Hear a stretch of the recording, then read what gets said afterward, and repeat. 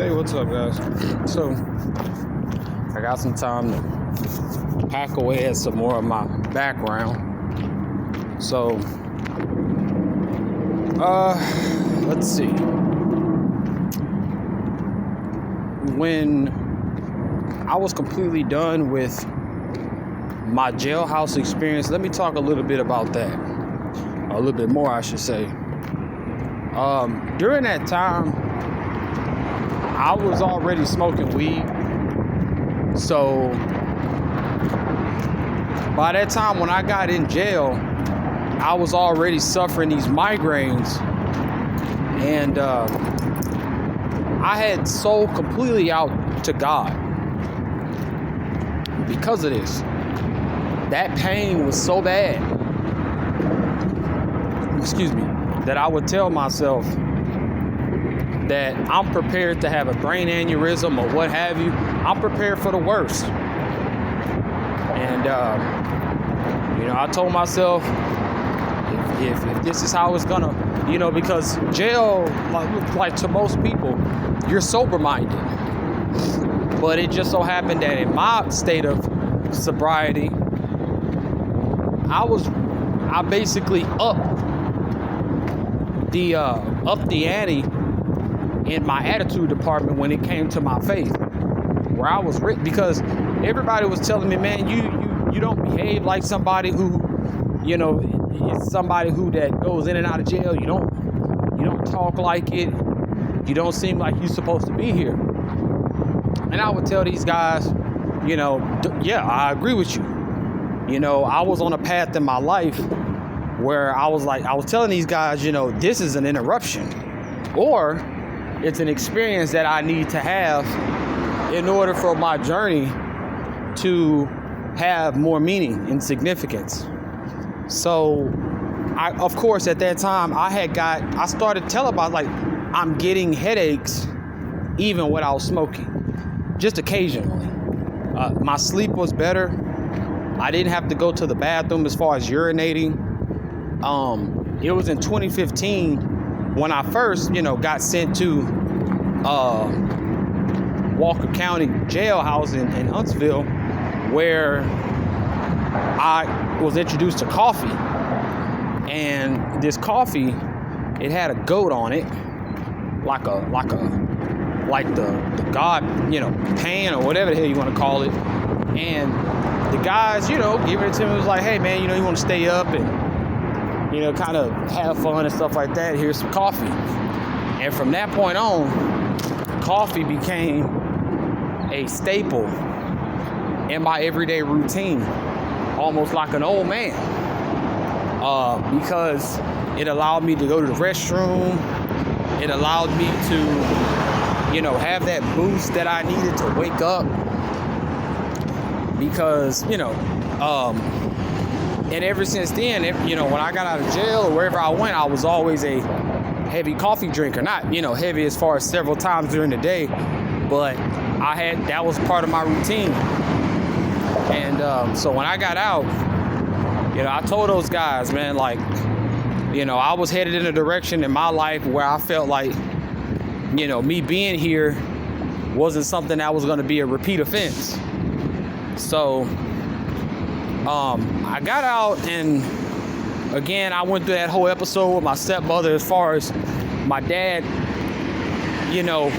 I guess in his mind thinking, well, it's my wife, so what's he scared of? Well, again, it's not my wife, it's your wife. So by him saying, ask your mom for a ride to work and what have you, that became a hassle.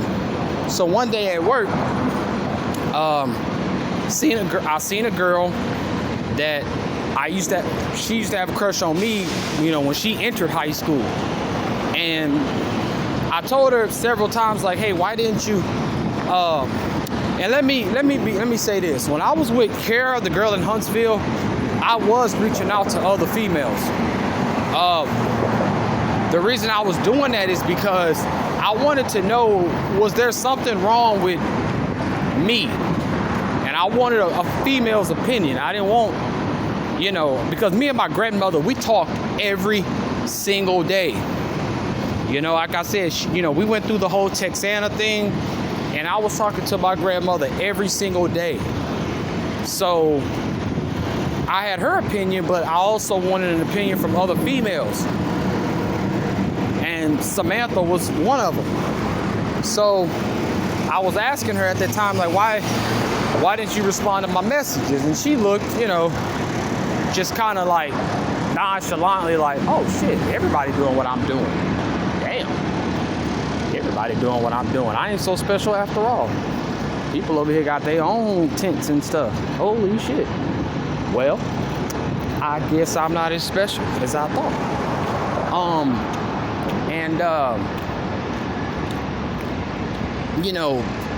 Before we knew it, we ended up dating.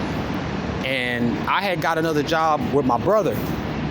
And after me and my brother, this was at Igloo, the company that makes containers and stuff. And after work, damn, everybody got a tent over here. Jeez. After Igloo, after work, we would go to these girls' house. It was an apartment. And we would go to their house and we would hang out. And I ended up basically moving in with them. We spent so much time over there, and I spent a lot of time with her as well. Her friend left her high and dry with the lease of the apartment. And of course, she couldn't sustain it working at Whataburger. She made enough money, but it wasn't enough to live by herself. And what the hell? And so, by her not, I'm confused. Jesus Christ. By her not living by herself, she moved back in with her parents. And I helped her move back in with her parents. And this was basically down the street from my house. And I started living with her and her parents. Her stepdad, Donnie, and her mom, Tammy. Again, this is whenever my upbringing played a huge role in me being able to stay there. So everything, it wasn't a problem because I was very respectful. Didn't have a problem with authority and things of that nature, so I fit right in. Her brother was a meth head, and a lot of things at that time I seen very problematic, but I couldn't really say anything. So me and my granny would be on the phone, and while we're on the phone, I'm explaining to her about all this crazy behavior I was seeing. And one day, I came home from work, and Samantha's uncle he came in the garage that I was in at the time because they didn't her mom didn't want smoking in the house. Didn't have a problem with it, just not in the house. And when that happened, I was in the garage, and her uncle bursted in the garage and attacked me. When he attacked me, everything went flying all over the place, and I'm holding him at arm's distance. He has one of his hands trying to put it around my neck, but I have my elbow inside of his elbow, so he couldn't really go for my neck. And he's swinging, and I'm moving out of the way and stuff like that. And I'm looking at Donnie, Donnie's standing right there by the door, smoking a cigarette like some mob boss. And I was like, Donnie, do something. What the fuck is going on? And see, that's the point of me where I've said, if it ever came to it, bro, I will kill you. And my number one thing is to try to figure out if it's gonna get to that point in live time. And so it ended up going to the ground, and he's still trying to hit me, and my knees are in his chest. So again, he can't strike me, he can't hit me. And I'm looking at Donnie, and Donnie's like, hey man, get off of him. Now the reason this happened was because they overheard or didn't like the fact that I knew something. They had a lot of problems. You're letting your meth head son stay in the house, and you're asking your daughter for money, and it was just a lot of things that boils down to I couldn't really, I was in the wrong, because after the fight happened, I told my dad, Dad, this right here is why me and you need a relationship, because my brother Xavier was in jail coincidentally, because if I would have called my brother, Xavier wouldn't have cared what the hell the reason was. He would have came and hurt that man, potentially killing that man. So my brother was in jail, and I just felt like, man, you know what I'm saying? Like, I can't beat up all these guys. And it happened one other time. And so some people could say, like, man, you was a black dude living in a white people house, you know, and they played these racial cards to try to act out their hatred for black folk on me because of the type of black folk, the type of nigga that I was. And I didn't really look at it like that, but it was evidence, you know, in regards to, we don't care if we have all these problems. You're living with us and you're not allowed to even say anything, you know, and stuff like that. And Samantha, when girls were dating me, they always saw a clearer picture of reality.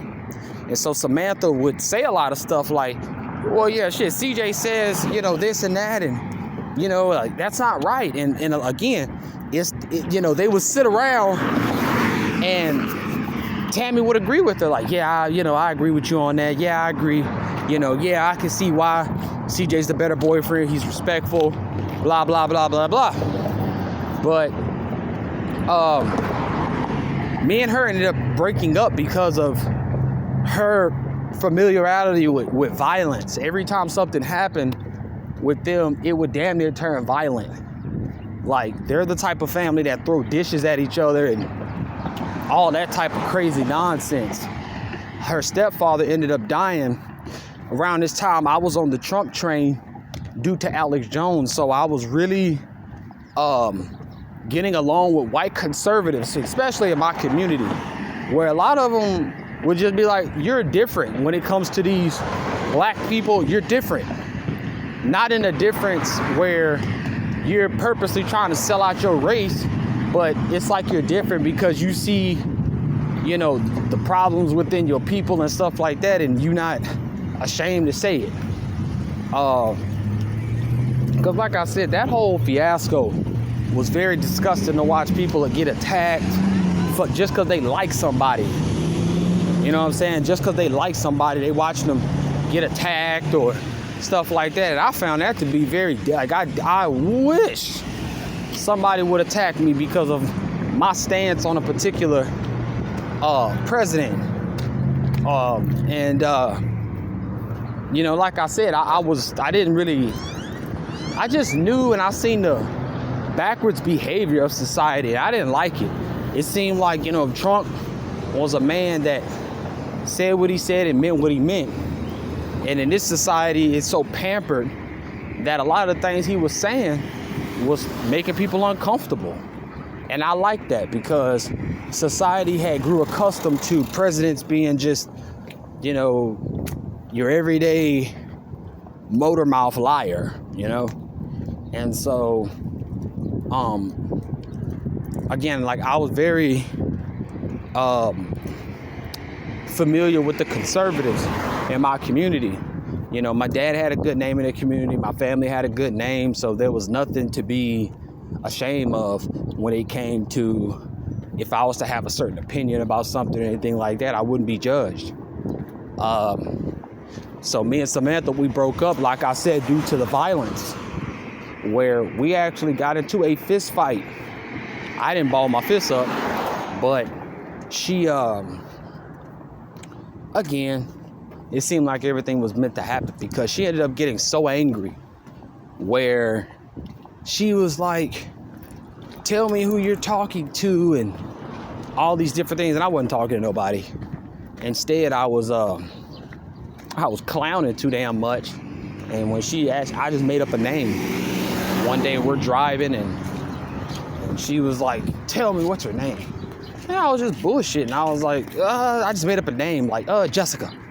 And she stopped the car, hit me right in the face, and, you know, ripped my headphones apart. She was a huge, she became responsible for a lot of my clothes being damaged. ripped up and shit. A lot of just, So yeah, we ended up breaking up. It got so bad one time where I had to call my stepmom and ask my stepmom, like, yo, man, like, you need to, and for whatever reason, this seemed like the one time that she was of any help, and how coincidental, because it was a very basic situation. It's almost like something she's used to, being violent. Violence, you know, being the person that kind of, I like as a woman, I've been through this, so I kind of know how to deal with it. I told my mother, like, hey mom, she's running off with my bag, you know, I'm gonna kill her. And you know, and she was like, oh, like it was crazy. My mother just so happened to be turning down the same road. My parents do not stay out late at all. So when I called my stepmom, was like, mom, where you at? Because I was really about to put my foot on the gas, as if I'm Xavier, her firstborn son. Like, I'm finna really be on her, like, hey, take me to go find this girl, please. You know, like, and so she ends up, by the time Samantha gets off of my road, my mom's turning on the same road. So she sees her in the car and was like, hey, turn around. If you have CJ stuff, give it to him. And if y'all gonna break up, y'all need to just break up, because this is getting too much. Like, y'all just obviously aren't compatible. And so that's how it came to an end. Like, we basically just broke it off. She broke up with me because, you know, things got very, very violent when I ended up getting a job, because keep in mind, throughout that whole relationship, I barely had a job. That was another relationship that I was in where I wasn't bringing anything to the table outside of just myself. And so when she broke up with me, it was on that premise of like, bro, we just need some time apart, because you know, this whole thing with me and you, it's getting way too violent. And so I ended up getting another job, but then I told her, like, hey man, like, you want to try it again or whatever? She was like, nah, I've already heard too much. Basically, what she was saying was that I was texting other girls or hitting up other girls, which wasn't true. At one point it was true, because I was ready to tell her, like, hey, if you don't get your shit together, bro, I'm finna move on. You know, I have a pimp player mentality where it's like, you either get with it or you're out of here. You know, I'm not some dude who just can't find some chick, or I'm not some dude who just gonna settle for anything. Like, you either straighten your shit up or you get out of here, because I'm not about to be slapping you and doing all this crazy shit. Next thing you know, I'm in jail for that bullshit. I'm not doing it. So she ends up asking me, like, hey, by the way, have you been with anybody? And I'm like, nigga, it's been 4 days. What the hell are you talking? And I was like, nah, I ain't been with nobody, bro. And she was like, oh, okay, well, you want to hang out later on? And I'm like, sure, that's fine.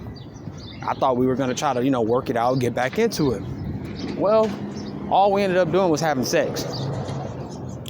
And the reason I say that is because I had to play that shit back in my head. And I had to remind myself scene from scene, like, wait a minute. Hey. Like, when I play that shit back in my head, she was basically trying to get pregnant. You know what I'm saying? Like, she would tell me from time to time some of the qualities she wanted. You know, if we had a kid, she don't want the baby to have this, but have her eyes and all of that modern day female nonsense. And when we did what we did, she wanted me to conceive a child with her that night so that she can move on but still have some type of connection to me. You know, the sickest things I realized ever in my life. Like, she really tried this. She really tried this shit. And I wanted to talk to her about it, you know. But after that day, man, we never seen each other again. We ain't never see each other again, because I was sure about to ask her, like, did you try to, like, you know, but then again, that spoke to how confident I knew I was as a man to say, well, at least women know that I'm a good father. Kind of like my dad. My dad isn't he ain't the richest man in the world. He ain't the most handsome man in the world. I ain't the most charming man in the world, but my dad is dependable and reliable, and he's honest. So there's a level of stability there that's hard to come by, you know. So go about 10 more minutes. So when we split up, she was officially the last girl that I ever really had a relationship with. I ended up getting a job at Subway. This was like my 5th job. Still at this point, I've had no consistency with a job. Every job I've lost was because of something senseless and just dumb. So I'm now working at the Subway in my local community, and you know, the migraines and all this stuff is still just on a whole different level.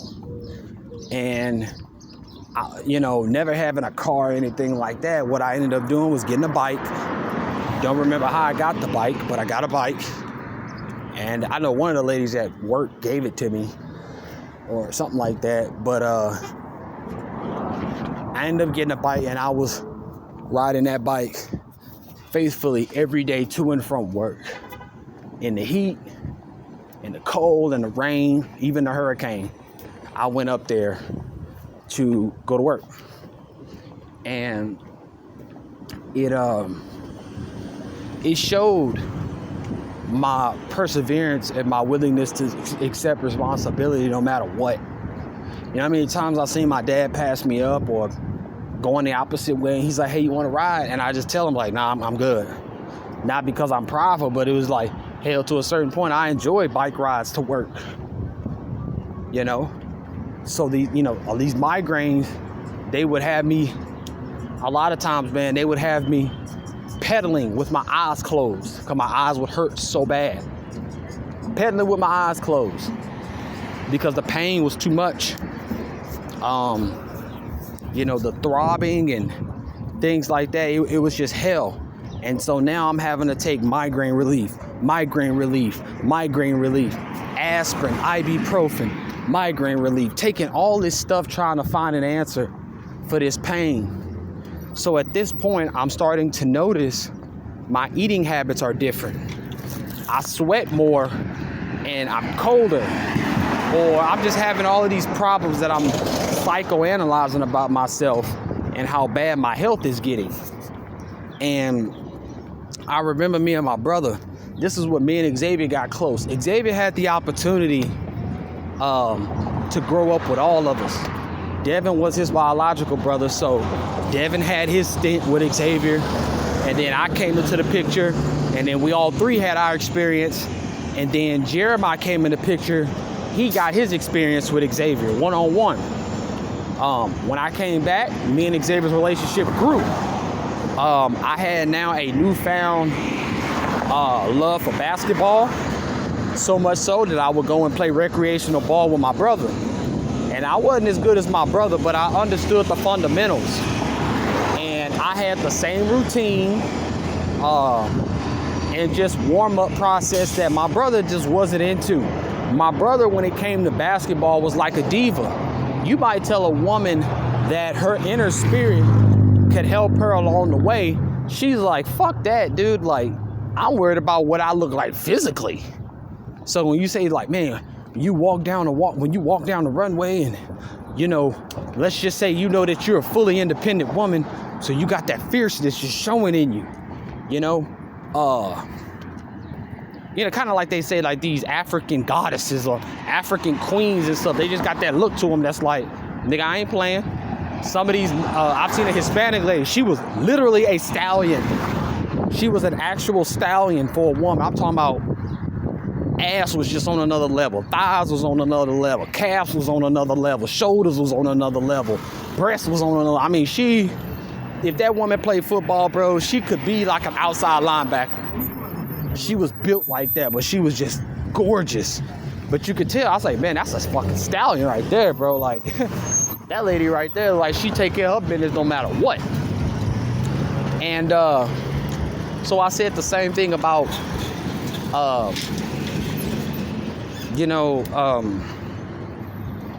lost my train of thought. I don't know. Oh, so me and my brother, I'm dropping nuggets on my older brother. Now this is again going back to my childhood where of the nobody wants to listen to what I have to say because I don't have anything to show you that you should listen to me. Now I'm telling my brother all these different things I'm learning along my way in life, from Chronicles of Judah, Geno Jennings, Jesse Lee Peterson, Alex Jones, all of these things. And I'm expressing to him like, hey man, you know, all these different things, right? And you could tell it just fell on dead ears. And because my brother liked the outside appearance of things. He didn't ever want to get into the nooks and crannies of shit. He was just more concerned about what is it on the surface. And it was funny how every time I would have these talks with him, it would, you know, I remember he would say stuff like, yeah, man, me and Gabby friends. I'm like, dude, girls cannot be friends with guys. We was not created to be friends. Oh, that's one of them chicks. I don't think she coming to Walmart. But I was like, girls was not meant to be friends with guys. You know what I'm saying? And he's like, man, she cool, man.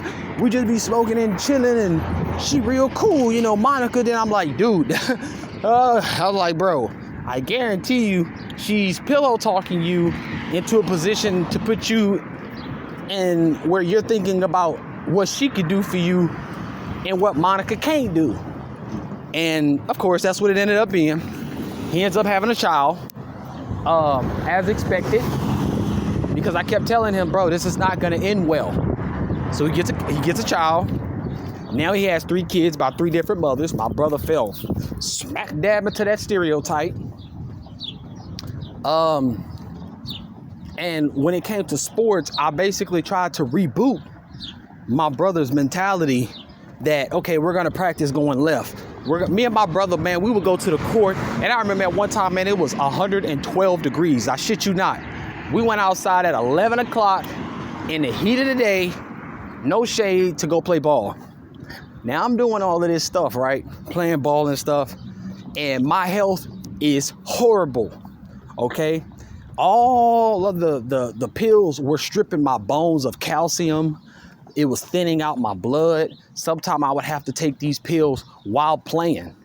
It was the stupidest shit ever.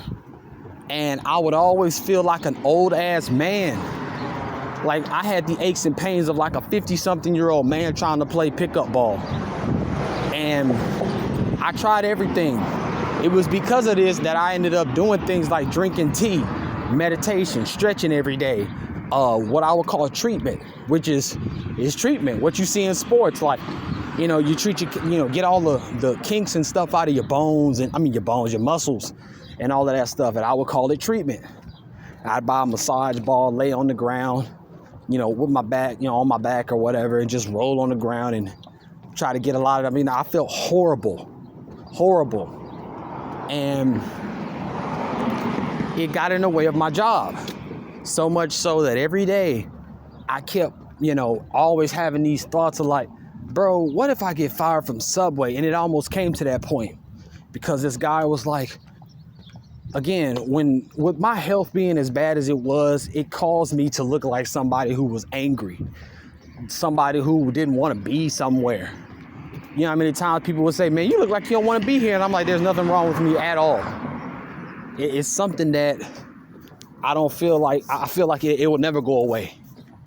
And because of that, I was always being threatened of losing my job. And when I got done with meditation through Jesse Lee Peterson called the silent prayer, how people are so used to praying outward with words that God created you, so he knows what you want. There's somebody out there who created you that knows all your wants and needs. Your thing is you have to be still enough, which is very hard to do in society, to just allow your heart to be opened and have a full straight line connection to the divine. And that's what happened to me. All of this stemmed from me wanting to know what was the reason behind me not being as successful as my brothers, why my life was the way it was. So just like any type of ritual, I opened my heart and my spirit to it. And I got off the ground. I remember when I did it, I cried. I felt my eyes closed. I felt the tears going down my face as Jesse Lee Peterson was like, you just gotta let go, bro. Let go of everything. Let go. And I felt myself detaching from all cares. Job, health, all that. My dad caused me a lot of heartache and pain because I wanted a relationship with him that just seemed like it was getting farther and farther from existence. This shit was not meant to happen. So I had to let all that go. And the result of that was that I had a direct connection with God and the divine. When you're like, man, what God? No, it's the divine. Meaning it ain't just God. There are things going on the behalf of God to bring forth certain fulfillments, either out of yourself or what have you. Go ahead, man. Go ahead, nigga. Stupid son of a bitch. And I accepted that. It opened up my heart to just an enormous amount of love that when I seen Terrell's sister, she worked at the bank. And the bank was right across the street from Subway. So she'll come in and try to, get some lunch or something like that. And, of course, she was just like, oh, you see, she would just be like, oh, Terrell talk about you a lot. Because Terrell at this point, he was already gone from Wallace for like 3 years. He went to the Art Institute. His sister kicked him out of that. So, his sister kicked him out the house. So he couldn't do that shit no more. I think he ended up he had to go live with somebody that I went to go live with them too. I stayed with them for a little bit, but they were inhabitable. That was in, I would say, a pretty dangerous part of Houston. I lived with them, like I said, one time because Kara wanted me out the house. And she even paid. She was like, bro, I will pay for you to get out. Like, it was that heart-kicking,